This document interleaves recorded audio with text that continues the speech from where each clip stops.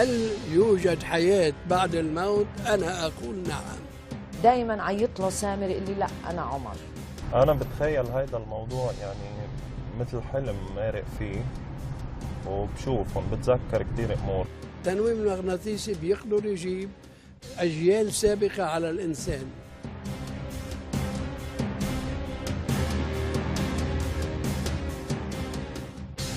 هل يوجد حياة بعد الموت؟ أنا أقول نعم. الموت وما بعده مسألة لطالما شغلت العقل البشري على مر العصور. العربية زارت جبل لبنان وتحديدا المنطقة التي تقطن فيها طائفة الموحدين الدروز، حيث يؤمن بعض أفرادها بالتقمص، أي انتقال الروح من جسد إلى آخر بعد الموت. من جسد متوف إلى جسد مولود جديد فورا ودون انقطاع. يشهق بهذا الجسد، يتنفس في الجسد الثاني، لا ينقص عليه نفس واحد. من يقول بالتقمص وبانتقال الروح من جسد إلى جسد يرتكز إلى مبدأ العدالة الإلهية. لازم يمر بكل الحالات، فقر وغنى وعلم وجهل وحاكم ومحكوم وظالم ومظلوم، حتى ينعرف شو عمل. قال واعملوا فسيرى الله عملكم. إذا لم يكن هنالك عمل شو بشوف الله؟ الرسول عليه الصلاة والسلام أشار إلى التقمص دون أن يأخذ الإسلام بهذه الإشارة. عندما سئل الرسول عليه الصلاة والسلام أين كنت قبل آدم؟ قال في ظهره، ولم أزل أنتقل من أصلاب الرجال إلى أرحام النساء إلى يومنا هذا. هذا يشير إلى التقمص. والآية اللي ذكرتها أنا مثلا الآية القرآنية، يا أيتها النفس المطمئنة ارجعي إلى ربك راضية مرضية فادخلي في عبادي وادخلي جنتي. والآية الكريمة اللي بتقول كيف تكفرون بالله وقد كنتم أمواتا فأحياكم ثم يميتكم ثم يحييكم ثم إليه ترجعون. هناك قصص كثيرة تحكى عن حيوات سابقة، فينطق الطفل أو الولد بكلام ومعلومات من حياة سابقة. يعني كل البشر يتقمصون. كل البشر يتقمصون حتى وإن لم يعترفوا. النطق لا يمكن أن يكون عام. لماذا؟ لأنه فقط اللي عنده ذاكرة قوية هو الذي يتذكر لواحد. اثنين، عندما يموت الإنسان بسن كبير بيشيل عنده شيء من الخرف، ما بيقعد يتذكر. أما إذا كان حادث سيارة أو حادث قتل أو حادث شيء ممكن أن ينطق، وهذا مش ثابت.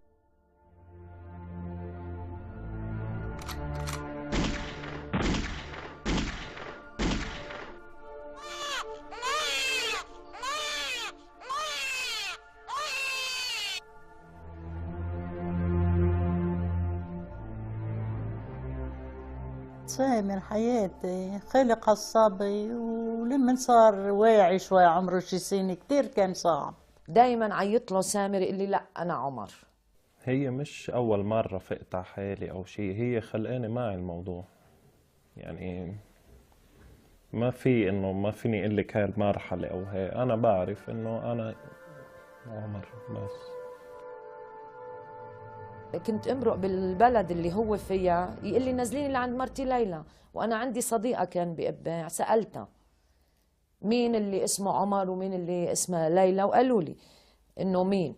وحتى إجا خيو سأل عنه، إجوا خيو ومعه شبتين دقوا على البوابة، رحت فتحت لنا تفضل، وقال تسمحوا لنا نفوت لجوا؟ قلنا لهم أهلا وسهلا تفضل.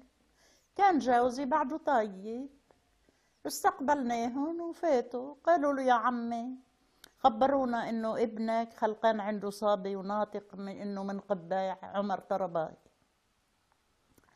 قال له يا ابني ايه بيحكي انه هو عمر طرباي.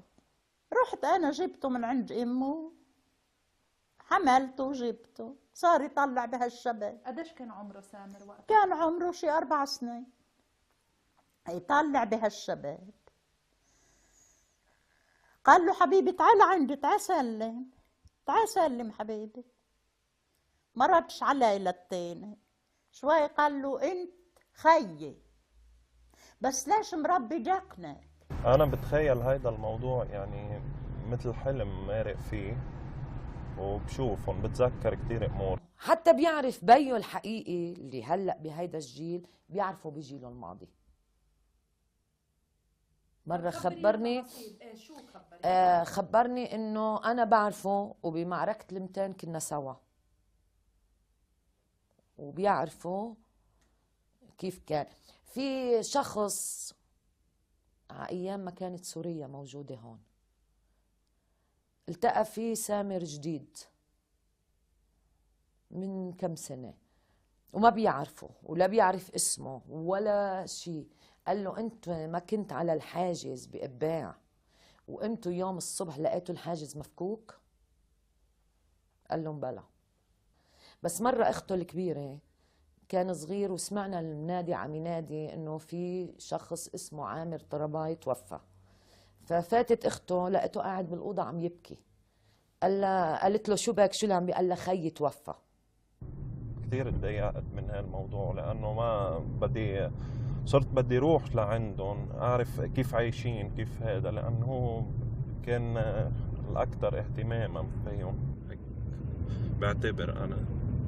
اجته فترة انه تناسى الموضوع بحدود الكذا سنة، 4-5 سنين، لبالصدفة شاف ولاده، شاف ولاده وعرفهم. رجعت رحت لعندهم، كنت ضلني يضايقني هيدا الموضوع، يعني لازم روح شوفهم، لازم هاي. ساعة اللي رحت كتير ارتحت. أول ما فت على البيت ما بعرف، يعني غمرتهم وصرت ابكي. حسيت هيك بحنية بعاطفة أو شيء، وكان اللقاء إنه كتير هيك في عاطفي جدا جدا، إنه من بعد هالغيبة الطويلة. بقدرش قلك كيف شفته، لأنه وصل هو بحال يرثى لها، يعني أعصابه بترجف ودمعة بعينه. وصل لحد قال لي أنت ليلى مش هيك؟ دغري هو يبكي وأنا أبكي، يعني شي ربع ساعة نبكي اثنيناتنا. ما كنتش يعني مش مصدقة إنه هو إجا على البيت، ومع إنه قدامي كان، بس طبعا بقالب آخر باسم آخر مش اسم آخر يعني، بس روحه هياها. بس وصلنا هون غشيت وقلت له هذا البيت نحن هونيك. قال لا هذا البيت هون، هداك البيت سكننا فيه، بس أكد لي إنه هذا البيت. قال لي هداك البيت سكننا فيه بس هذا البيت الأساسي، يعني أكد لي حتى على البيت. أول ما فات على البيت صار يطلع بالحيطان، صار يحلمس على الحيطان ويبكي، قال لي مغيرين البيت مش هيك كان. أنا عامل كنت بيارات ورا البيت، ركض على الشباك وصار يتفرج. قال له منير ابني الصغير، قال له لك وينهم هون بعدهم؟ انبسط كتير بس شافهم، قال لهم عفاكم بعدهم هون، بس برا البرك المي منشلين. واشياء كتير يعني، هو انا اساله وهو يسالني، سالني عن امه، سالني عن اخته متوفيه، سالنا عن اشياء كتير، سالنا عن اغراضه. عنده بطاقه كان بالارامكو بالسعوديه، سمالي البطاقه ووصف لي لونها.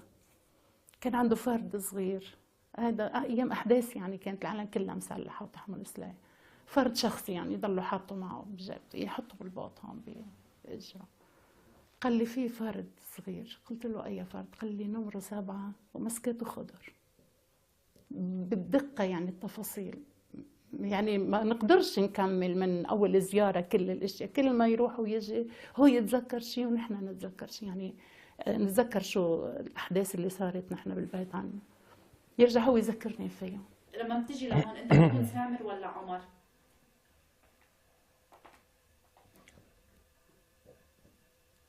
أنا واحد. كتير بفرح بس يطول، بس هو بتحسيه ما بيعطيك الفرحة اللي انت بتطلبيها. مثلا تشوفيه مبسوط وفرحان، لا، بضله منطوي على حاله، ما بيحكي، الحزن بعيونه، يعني فعلا احنا مسلفهم بس يجي لهون، هو بينبسط بس يجي لهون، بشوف الاولاد هيك بصير يميزهم، بيفرح فيهم وهيك، بس بيقعد وما بيحكي مع حدا، يعني بصير يميزهم. يعني مثلا تنشغل بالك على الاولاد، على الشباب؟ أنا بحس الهدف الأساسي هن بالماشي، يعني ذكريات القديمة أنا ما عدت بتضايقني إذا بفكر فيها، خاصة آخر النهار. شو بتتذكر من اخر النهار؟ ما بدي أحكي. ليش بتتضايق بحسك وبتحس مثل بتغص لما بتفوت لهون؟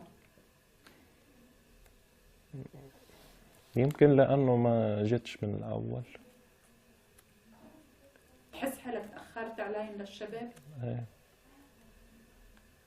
بتتمنى لو كنت معهم قبل؟ ايه. تنقهر انك تركتهم وهم صغار؟ ايه أكيد. بتحسي أقرب إلهم ما هو أقرب لإلنا نحن.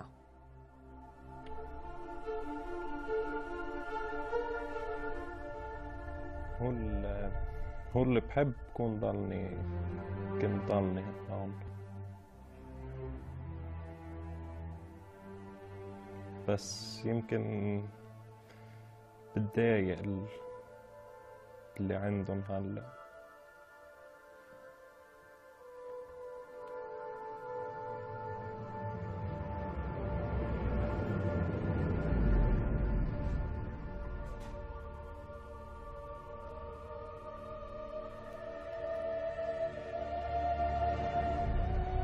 فلهيك لا بدي ضايق هون ولا بدي ضايق هونيك، فلهيك بنطوي على حالي.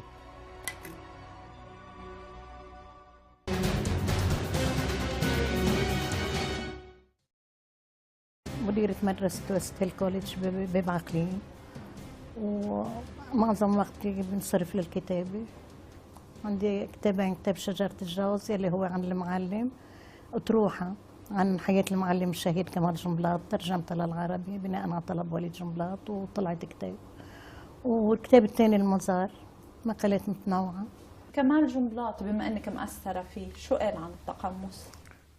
وردة عنده يعني ما أعطاها بحث معين، بس تلميحات إلها، مثلا إلهي نجني من الولادات المتكررة، إشارات بهالشكل هذا يعني حول التقمص. وبيقولوا اللي مقربين يعني إنه سامعين منه إنه كان يعرف حاله ب11 جيل من كان. الدكتورة نازك كالمئات لا بل الآلاف غيرها لها تجربة خاصة مع التقمص، فهي تروي كيف نطقت بما كانت عليه في حياتها السابقة. كنت كتير بعيدة عن حياة الأطفال، على طول عندي قلق أحكي إنه أنا عندي أولاد صغار وأنا تركتهم ومشغول بالي فيهم، ويمكن اطلع بالضيعة على قبيلنا اتصور بيت من البيوت إنه هذا بيتي، قال لهم إن شاء الله يكونوا غلقوا الباب ما يجي لهم الباب، يعني حكي ولد صغير. بعدك بتتذكري أول مرة رحتي شفتي أولادك بجيلك الماضي؟ إيه بتذكر، شفت أولاد عم يلعبوا هونيك، يعني قربت لولد منهم وقلت هيدا ابني، وسألت عن الباقيين، بس كانت مرقة عابرة.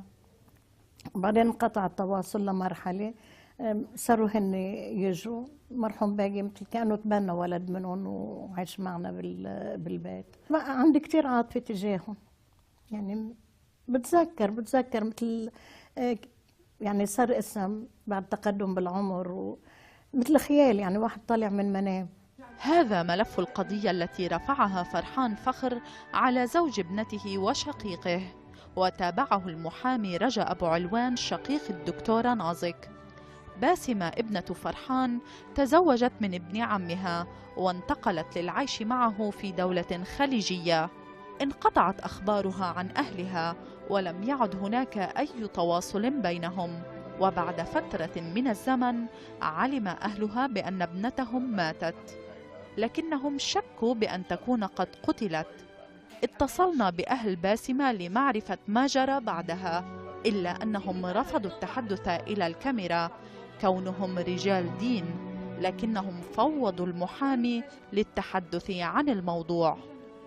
بهديك الأثناء كانت إجا اثنين بروفيسورية من الولايات المتحدة عم بيحققوا بقصة تقمص جرت هونيك.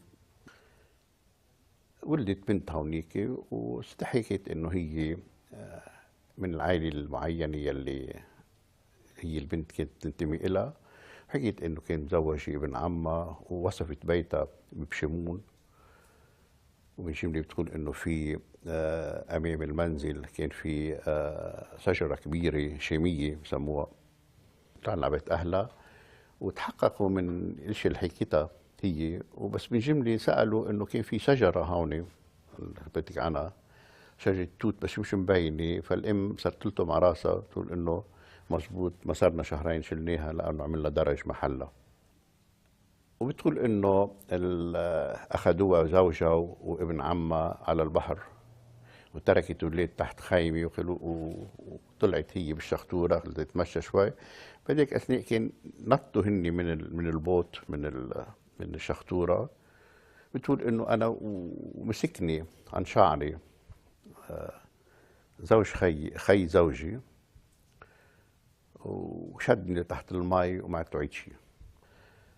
أنا بهذيك الوقت رحت على السجن اللي طلبت بقبلته، خبرته إنه رحت تقابل ابن عمها يلي قاتل القاتل، وخبرته شو صار. قلت له إنه عرفت إنه زوجة خيك اللي هو الآن هو اللي قتلها نطقت وتكلمت عن جيل الماضي، وخبرته شو حكيت. فهو اصفر وامتقع لونه وصار يرتجف. اكيد هالامر انا ما فيني اني ضمه للدعوه ولانه شغله منا قانونيه بالمفهوم القانوني اللي بتعاطى فيه انه بنت حكيت بشيء الماضي كاثبات او كقرينه. ولكن كان هذا العامل النفسي اللي ضغط عليه كثير. بس اجى على التحقيق صاب نوع من الانهيار وما عاد عرف يجاوب، وثبتت الجريمة له. ثبت الجريمة له وطلع القرار بالإعدام يلي حصل معهم هن، وهن بيؤمنوا بهالشيء هذا لأنه ببيئة درزية بتآمن بهالموضوع هذا. هي أثرت عليهم إنه هذه خلتهم يصير انهيار أثناء التحقيق وشبه اعتراف بجرم اللي صار. استاذ بدي ارجع لشغله مهمه، انت قلت انه حكيت مع القضاة بهيدي القصه، ما في حدا من القضاة مثلا حسيته انه اوكي هاي القصه معقوله، او مثلا واحد ثاني حسيت انه شو عم بيقول، انه كيف كانت رده فعلهم عليك؟ كان وقت قاضي التحقيق اخذها بعين الاعتبار، وكان على ثقافه معينه، مع انه مختلف بالمذهب وعن مذهب الموحدين، بس أخذها بعين الاعتبار وأبدى مثل بدي أقول لك نوع من الفرح والقلق، كأنه عم يختبر شيء جديد، عم يفوت له حقيقة جديدة. فلهيك هو وقتها كان مصر بتحقيقاته وباستنطاقاته. بعتقد بهالخلفيه هاي اكيد ما في قله انه زوجتك بشيء الماضي انت قتلتها لانه نطقت انه هاي، والا بيكون روحتي القضيه من اساساتها. بس هيك كان حسيته وقتها انه كانه عم يستكشف شيء او عم يكتشف او عم يبحث عن براهين بترضيه عقليا. لكن بعد كل هذه الروايات والقصص كيف يمكن إثبات التقمص؟ التنويم المغناطيسي بيقدر يجيب أجيال سابقة على الإنسان. التقمص أثبت علمياً؟ بالصين بدأوا يثبتوا ويدرسوا،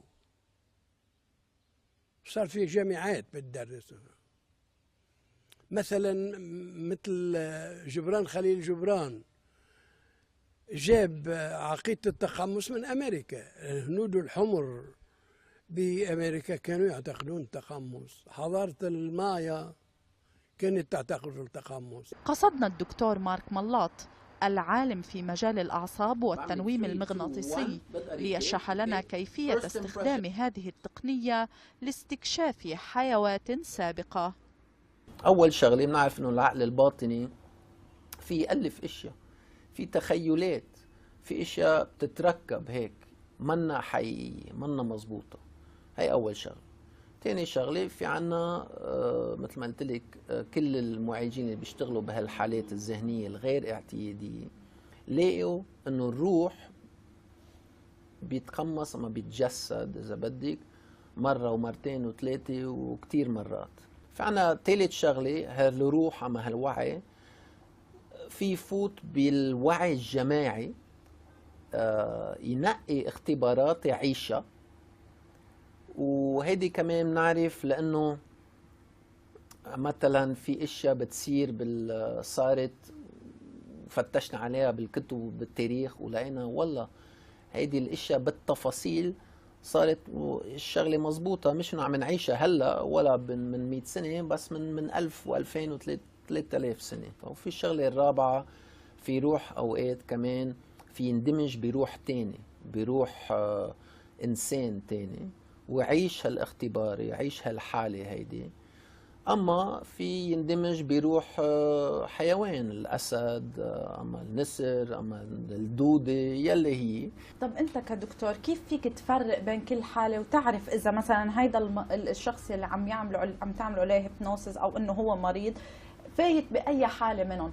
يعني ما يكون خالط ما بين انه هيدي كانت حياته السابقه وما بين انه فات بروح شخص ثاني او بوعي شخص ثاني او اوكي، السؤال بمحله. نحن بنوجه الشخص عاده الى السبب الاساسي. بكون عنده مشكله، اذا ما عم بيعملها بس هيك تسليه، يعني بكون عنده مشكله بنوجههم للسبب الاساسي.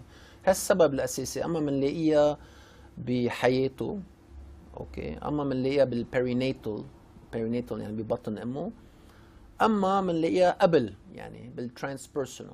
الدكتور مارك أراد أن يثبت لنا أن التنويم المغناطيسي يمكنه أن يعيد الإنسان إلى حياته السابقة، وتبرع أحد مرضاه وخضع للتجربة. Just focus on one point here. Okay. Now you know the drill. We've done this before. Just concentrate on one point, and when your eyes start to become tired, and they will, just allow yourself to close your eyes, okay? Now, at the same time, I'm going to take your hand. I'm going to ask you to press against my hand at the count of 3 and keep pressing, okay? 1, 2, 3. Now press. Press, press, press, press, press. Keep pressing, keep looking, okay? Keep pressing, keep pressing. Good, good, good, good, good. Keep pressing. Keep pressing, keep pressing.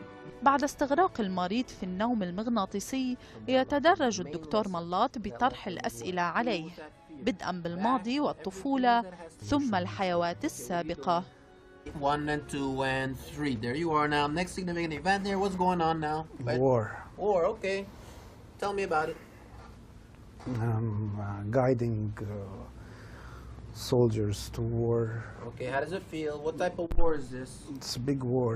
Okay, where is this happening? Romania. الفكرة لم تقنعني كثيرا، لذلك طلبت من الدكتور ملاط أن يقوم بتنويم مغناطيسيا لأتأكد إن كان الأمر حقيقة. And then at the count of 1, 3, 2, 1 رح تكوني هون، رح تكوني هون. في البداية لم أقتنع كثيرا بإمكانية أن يتم تنويمي وبدأت بالضحك. كفي. ركزي على التنميل، ركزي على التنميل وتنفسي بس بعمق، كفي بعمق.